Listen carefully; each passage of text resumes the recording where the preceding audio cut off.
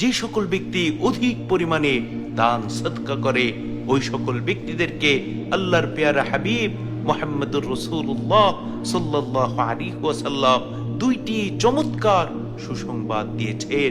নম্বর 1 হচ্ছে ওই ব্যক্তির উপর যদি কোনো কারণে আল্লাহ রাব্বুল আলামিন অসন্তুষ্ট হয়ে থাকে, রাগ হয়ে থাকে, তাহলে এই সদকার কারণে মহান মালিক তার উপর সন্তুষ্ট হয়ে যান।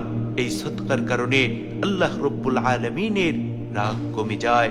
সুবহানাল্লাহ, সুবহানাল্লাহি ওয়া বিহামদিহি, সুবহানাল্লাহিল আযীম। নম্বর 2 হচ্ছে যে ব্যক্তি অধিক পরিমাণের দান সদকা করে ওই ব্যক্তির কখনোই অপমানজনক মৃত্যু হবে না। আল্লাহ রাব্বুল আলামিন তাকে অপমানজনক মৃত্যুর হাত থেকে হেফাজত করবেন। সুবহানাল্লাহ, সুবহানাল্লাহি ওয়া বিহামদিহি, সুবহানাল্লাহিল আযীম।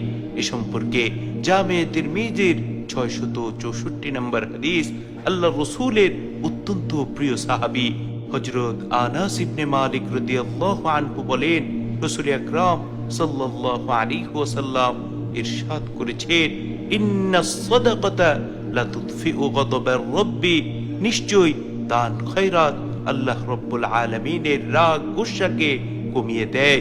ওয়া তাদফাউ মিতাতাস সুই, এবং অপমানজনক মৃত্যুর হাত থেকে হেফাজত করে।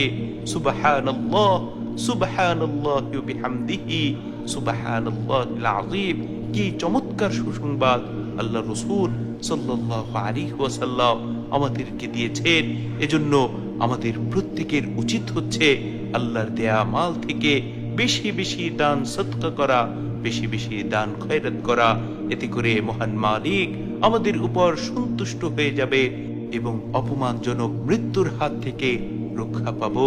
আল্লাহ রাব্বুল আলামিন আমাদের প্রত্যেককে বেশি বেশি দান সদকা করার তৌফিক দান করুন।